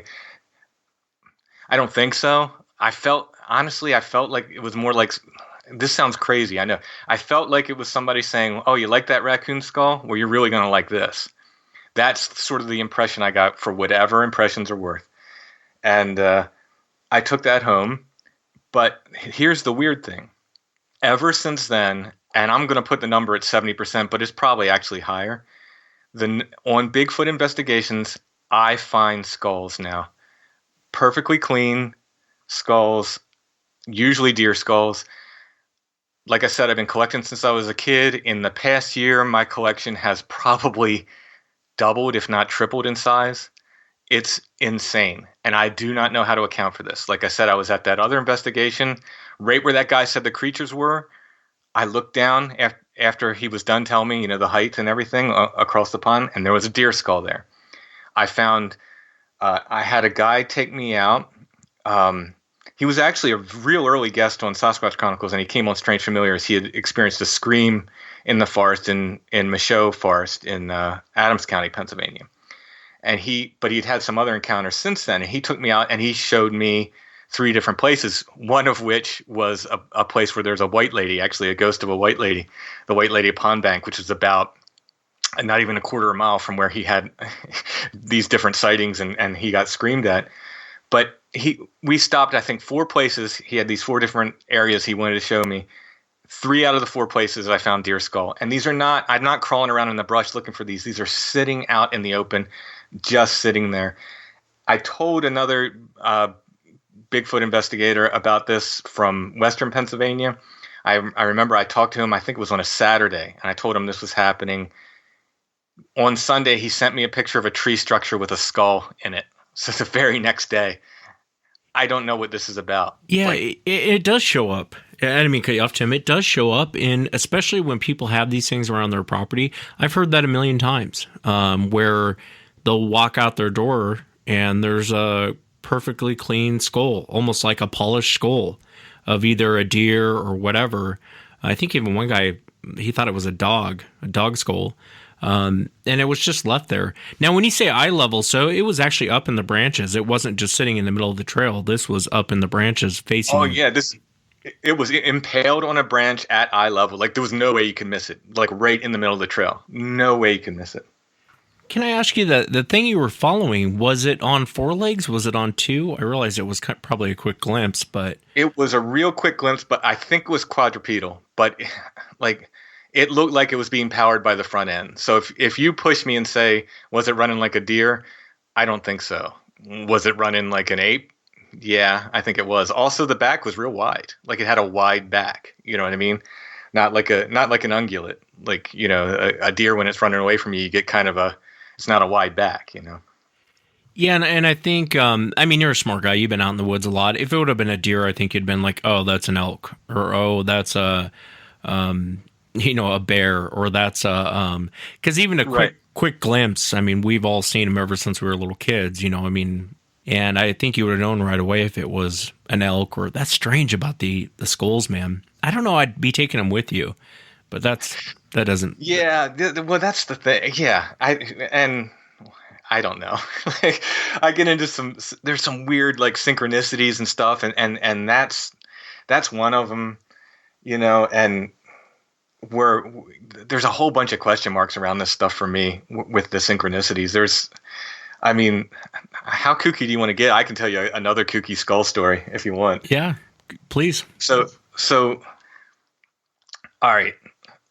There's a guy who wrote a book on owls and the paranormal. It's a very interesting book. It's called The Messengers. His name's Mike Clellan. And I've talked to Mike, and Mike was the guy who, when I started telling him about some of this weird stuff, he was like, he kind of encouraged me to like pursue it. He said, don't ignore this stuff. Don't ignore the weird stuff. Kind of dig in. And in his book, there's this story, and it sounds very new agey, but this is a story of a woman who supposedly every day when she wants to see an owl, she'll say, I'd like to see an owl today, and she will see an owl. Well, I thought, well, this sounds new agey and it sounds a little, but whatever, I'm going to try it. And I said, one day, I'm getting ready to go on a hike. I'm by myself. So I'd like to find antlers today. Well, I went on my little hike and I saw something white blowing in the tree. And I thought it was a plastic bag. And I actually carry a trash bag with me. I pick up junk in the woods. I use the public parks a lot. I figured the least I can do is clean up when I go. So very angry. I thought somebody left their bag of doggy poo or maybe even a diaper or something in the tree. I got mad, like, oh man, I'm a little nearsighted. But when I walked up, it was the entire tail section of a barn owl, bright white, the entire tail section hanging in the tree. I went, whoa, that's weird. So I asked for antlers and got an owl. Some other weird stuff with owl synchronicity happened in between. I didn't in any way want to start collecting owls. So, like, I didn't want to get into owls and the paranormal. That was Mike's thing. It's not my thing. But I was looking for a different book to illustrate. I've been writing these historical Bigfoot books, and I was just honestly getting tired of illustrating Bigfoot. I was getting tired of drawing Bigfoot. So I was like, I'm gonna look for something else. And I found this book on the life of Merlin. It's like an old book. I said, well, that's neat. I'd like to draw Merlin. Draw some wizards. That'd be pretty cool. So I'm working on this book on Merlin, and there's this part in the book where Merlin goes insane and he goes off into the wild, and they refer to him as a wild man at that point, which of course all these old Bigfoot books refer to Bigfoot as wild man. And I'm in this antique store. I see this whole shelf of these owl sculptures, and one of them looked pretty interesting. They were all $1. It must have been some person's collection of owls. And this one was kind of hacked out of wood, kind of like a folk art carving. I said, well, I like that one. I'm going to get this one owl thing. I pick it up, turn it around. On the back is a wizard carved into the back of this owl. So like, what? So now there's this Merlin wild man owl connection. Anyway, time goes on. I'm there again. This is just this is the spring of 2018. So this isn't too long ago. And I thought, I'm going to try again. This time I'm going to ask for a skull again. And I asked for a skull, and I walked about 15 minutes after this. I asked out loud to the woods, I would like to find a skull today. I know this sounds crazy. And I saw this clump of trees I'd never been in before. For some reason, I hiked this part hundreds of times. I'd never seen this before. I was like, oh, that's weird. I'm going to go in there. I've never been there. I walked across this field into this clump of trees, and I saw little bits of fur laying around. And I'm like, what's that? And there's a mound of stones in the middle of this. It's like a circle of trees almost. There's a mound of stones in the middle of it. I'm walking towards this mound of stones. I'm seeing more and more fur laying around. And finally I get to, it's the head of a groundhog that had been torn off. It's just the head, and the jaw had been ripped off of it. And there's no body. There's no body of this groundhog. This is a fresh kill. And I'm looking around. I'm like, holy moly. I asked for a skull and I got one, but it was covered in gore. I didn't take that one. I backed out of the trees. That freaked me right out. There's a picture of it in the book. You can see I took a picture of the jawbone before I backed out of there. The jaw that was ripped off of that groundhog. That really freaked me out because that's one of those be careful what you ask for moments. And that was one of the things that got me kind of thinking more about all this. Yeah, it's interesting you bring up owls. I had a kid on the show one time, and it was I think it was his grandfather's diary, and he had just found it. Might have been maybe his great grandfather's diary. Anyway, and the guy, this is like 1905, and he was writing in his diary, and he talked about these two owls that he had seen, and he described them being 4 feet tall and kind of looked like they were talking to each other, and they stopped and looked at the grandfather. And I'll have to go back and listen to the whole show, but if my memory is right, he specifically wrote about what he called owls that were 4 feet tall looking at him. He went back to get his gun. When he showed back up, they were gone. And one of my listeners contacted me, and they said it wasn't an owl. They go, if you see a gray alien from a distance, doesn't it kind of look like an owl? And it made me kind of stop, and messengers and everything else. And I was like, and I started looking into this owl thing, and it shows up through history, these owls. Oh, yeah. And it's not, I think, and you can more about this than I do, Tim. A lot of times, I don't think they're talking about owls.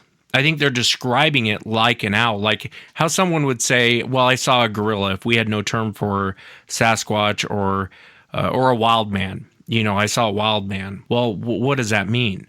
Is it a man that's just crazy out there running around?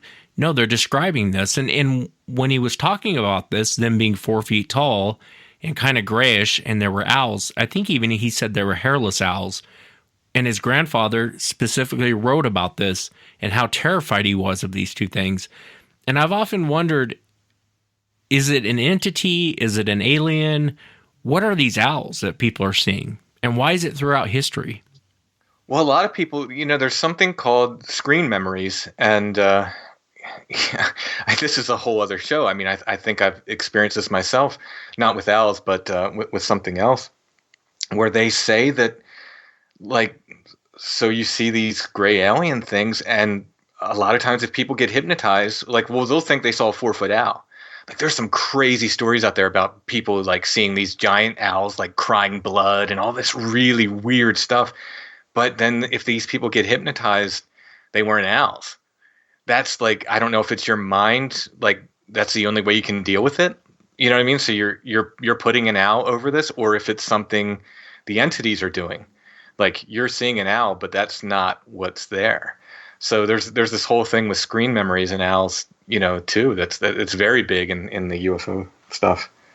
Yeah, it's bizarre. It's just bizarre. There's so many bizarre things in this world. And that's why I'm not so quick to brush people off when I hear a really odd story. It's like the one I was telling you the other day, or actually right before we got on the air, I was telling you about the triangle being the little 3-foot thing that ran across, and the mother had sent it to me. And it sounds bizarre if you've never looked into it, but it was this little 3-foot being that ran across the trail in front of him. It stopped, looked at him, and then took off in the woods, and it was gone. He said it was really fast, but it had the head of a triangle. Now that sounds bizarre, but when you really start looking into that, that's not something new. And you almost kind of have to research it, but that is something in the alien community. They talk about these triangle head beings that people run into. So, I guess going back and kind of really start researching, like the Toad Man, like what you did, you start researching it, and there might be something to some of this weird stuff. I know it sounds crazy to the audience, but, like the owl thing. I mean, this guy's writing about it in his diary in like 1905, these 2 4-foot tall owls that he was alarmed by. Well, what did that guy see? You know what I mean? Right. Yeah. I mean, that's a big owl. If it's a natural owl. Yeah. But I mean, and it's it's like I was saying before. Most of America thinks we're crazy for believing in Bigfoot. You know what I mean? So to call these other things crazy, yeah, they sound wacky. They do. Like, I'll be the first to tell you, this stuff sounds really wacky. But I think if we're willing to accept that there's an 8-foot tall hairy thing in the woods, like maybe some of this other stuff, just keep an open mind, I guess, is all I'm saying. Yeah, and I agree 100% with you. I want to ask you about the Bigfoot encounter in the book, but before we do, I know that Toad Road is notorious for lights. Have you ever seen any lights or anything in the sky when you were down on that Toad Road? Not there. I've never seen any. I thought I saw weird stuff on the ground one night, but I ended up they were some kind of weird larva that you can only see when it's absolutely, completely, totally dark. So they were natural. I'd just never seen them before because I'd never been in an area that had them in the ground that was where it was dark enough to see them. But no, I've never seen any of the lights there. The other place I saw the lights is I was on Sasquatch Chronicles, and we talked about it. It's nearby where I saw those weird lights in the woods that may or may not have been eyeshine, the ones we were shooting with the laser. I already told you about that. Yeah, I can't wait to get through the whole book. I really can't wait to get through. Tell me about the Bigfoot stuff that you have in there. Yes. So in the first book, one of the things that convinced me that we were talking about Bigfoot is a guy who talks about being attacked by a hairy monster out there. And it gave his name in the paper, in the newspaper article. It was from 1973. And I looked for this guy. I really wanted him in the first book, and I couldn't find him. Well, eventually I came across an old phone book, and his name was in there. He's not on the internet. There's no internet presence. And I took a chance. I wrote him a letter, like old-timey letter with a stamp, with my phone number. I said, I would like to talk to you about this incident. Please write me back, or call me, or I really would just like to talk to you about this. Well, a couple weeks go by, and I get a phone call, and he says, "Man, I never thought I'd talk about this again." And he said that newspaper article, it didn't quite tell the whole story. Now, it was a very short article. It just said man claims to have been attacked by a hairy monster on Trout Run Road, which is the road that basically leads right into Toad Road. And he said there was way more to it than that. And it took me about 6 months to draw the story out of this guy. He didn't want to tell it. He would change the subject over and over again. I think, I'm not a psychiatrist or anything, but I think he had PTSD because he said every time he'd talk to me about it, he'd wake up with nightmares for 2 weeks afterwards. He didn't particularly like talking about it.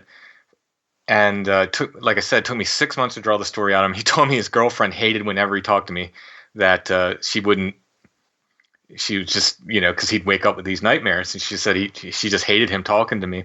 So eventually he stopped taking my calls. Now, so I stopped calling him. I don't want to torture the guy. If he doesn't want to talk to me anymore, that's that. But I was able to get most of the story out of him. He was in his car. He parked there one night, and his car wouldn't start. Tried it again and again. He said something kept coming up and brushing against his car, and he couldn't see it. He kept looking out and trying to see it, and he would hear it brushing against his car and even feel the car move, but he could never see what it was. And he was there for hours, and he finally said, well, I got to go. This is 1973, no cell phones. And he said, I just, I couldn't stay there all night. So he takes off running, and he said he literally ran into this creature. And he said, he never said Bigfoot to me. He said, I ran into a big hairy monster. And he said, it beat me down. He said, I ran right into it. It was bigger than any man I've ever seen in my life. It was standing on two legs, and it just beat me into the ground. He went to the hospital for a week, and the paper said he was sent to the hospital with scratches on his face. So they said they really kind of played it down. He was in the hospital for a week after this. He had some kind of head injury, because he said he couldn't remember. He was in high school. He was like 18 when this happened. He said he couldn't remember where his classes were when he went back to high school. They had to take him around to his classes. So I don't know how. I never got to the idea who found him, or if he picked himself up after that and made his way to a house, or how he got to the hospital. But he did say the police went and retrieved his car, and he said it started right up for them. He said, no problem. Started right up. And they said when they found it, the back door was open. So something or someone with hands had opened the back door. The only thing that was missing, he said, was he said he had an antique knife, a big knife with a red handle. He said that was the only thing that was missing. It was missing from the back seat. Again, this is a rural area. I don't know who had been out there at 4 a.m. But they were able to start his car first try, and that was that. But I had these two other stories none of these people know each other, from the area where people said things were messing with their car. And one of them, they said it was like pressing down on the car. Again, these are all from the 1970s, because there's weird urban legends about this place that pop up like post-internet. So I like talking to people who were there before the internet. You know what I mean? Because I tend to believe their stories a little more, because they're not influenced by the internet stories. And so these were all people who were there in the early 70s. And, these separate people. This is a woman who told me another story about the area. It wasn't, I tell it in the book. She talks about seeing this gate and so forth, but not Bigfoot related. But anyway, these were her friends, and she said something was pushing down on the back of their car, and they could feel it spring up every time, and they had attributed it to a ghost. But another guy I was at a paranormal convention. He saw my book. He's like, "Oh, Toad Road," and he starts telling me a story. And he was out there with his girlfriend. He said something was lifting the car up. Now this is an old, 70s car. This is heavy. He said it was lifting the back end of the car off the ground and dropping it. Did it 2 or 3 times, and he just tore out of there. He said his girlfriend was screaming and crying, and he left. He said, and those people never saw what was touching their car, but it was in the exact same area that this fellow Michael got attacked. Yeah, that's fascinating, especially the guy when his car wouldn't start. It's Dan Gordon. I had him on, and we were talking about some of the weirder stuff and how cars won't start when these things are around, or not always, but there's weird coincidences sometimes that you kind of raise an eyebrow to where what's going on there? Why wouldn't the car start? And you hear that like in UFO encounters, like your car won't start, or your electronics don't work. And sometimes with these things, it does the same thing. And I've heard a lot of Bigfoot researchers tell me that our cameras fail, all our batteries die. There was even an incident I had, probably 200-300 shows ago, where the car started dying when this thing came around. His car it actually was starting to die when this thing was around. And the minute it took off in the woods, his car was fine. That guy's lucky to be alive. So it actually gave him the beatdown of his life when he ran into it. Oh, yeah. Yeah. And he said, like I said, he never said Bigfoot. I actually said to him, I was like, do you think it could have been a Bigfoot?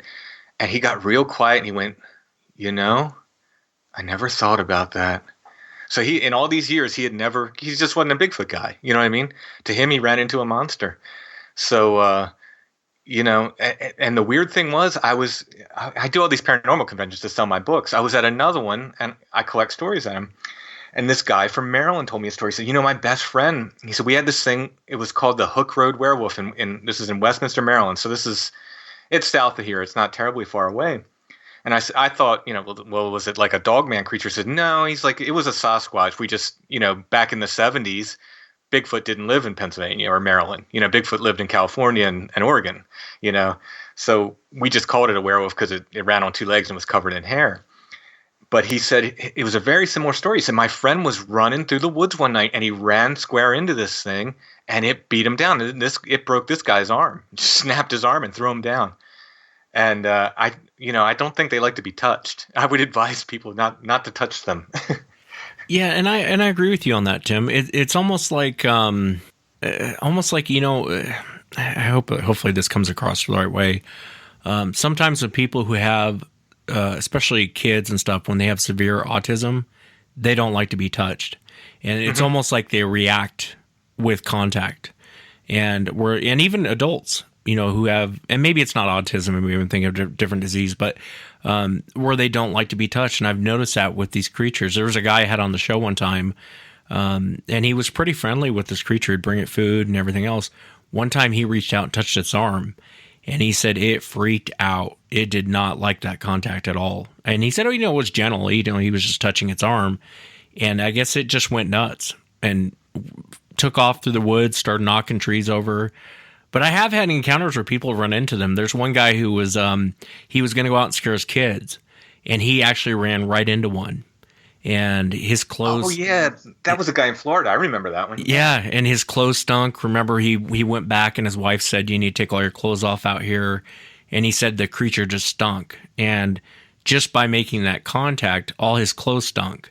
And he said he had to end up throwing, if I remember right, you probably know the show better than I do, he had to throw all his clothes out because he couldn't get the smell out of his clothes. But that creature didn't necessarily react. He said it was like running into a brick wall. I think he got lucky, honestly. I think he did too. I mean, from these other creatures, I would not, I've heard people say, I want to reach out and tell you, I think you're taking your life in your own hands if you do. I really do. I wouldn't touch one. Yeah, you may not get your arm back if you do. What was the name of the gate that you were talking about? So my first book, I spent a lot of time debunking this gate idea because there's the internet legend thing is about these supposed 7 gates of hell, and I spent a lot of time in the first book just kind of proving that wrong, and there weren't 7 gates out there, and so forth. But a lot of people call, and again, these are people who were out there in the the 70s, and even a guy as far back as the 1950s. They kept telling me, there is a gate. There was a gate out there. I finally had to give in and listen to these people, and there was a big iron gate. It's just where there was one gate. Let's just stop there. That's where I'm actually at in the book. I don't even want to hear anymore because I want to hear about this iron gate. I just started reading it, and I was like, when you mentioned the gate, I don't know. It's called the Iron Gate in the chapter, correct? Yeah. Yeah, that's where I'm at. Yeah, let's just leave it at there. Unless you want to go into it, just don't spoil it for me because I want to read that part. Oh, it's just that's more of a history lesson. It's just me being schooled by these kind of older people, that were just like, no, there was an iron gate, Tim. There was a gate. You need to stop saying there weren't gates. So, I'm willing to be corrected. Oh, I gotcha. There's some weird stuff that goes with it, but nothing I could prove. There's a story of a guy who was possibly hanged from the gate, but I could never find it, prove it one way or another. Yeah, and then the creepy story about the doctor. Yeah. Now that poor guy, that gate was actually outside of his house. This silly internet legend said there was an insane asylum back there that burned. I proved that wrong before I even wrote the first book. And then they changed the story and said there was a mad doctor out there that kept these patients in his home. Well, this poor guy, there happened to be a doctor that lived right out there. He lived right at the end of Toad Road. And of course he became the mad doctor, and he was a good guy. He was in both World Wars. He did like charity work for the poor and old folks around York.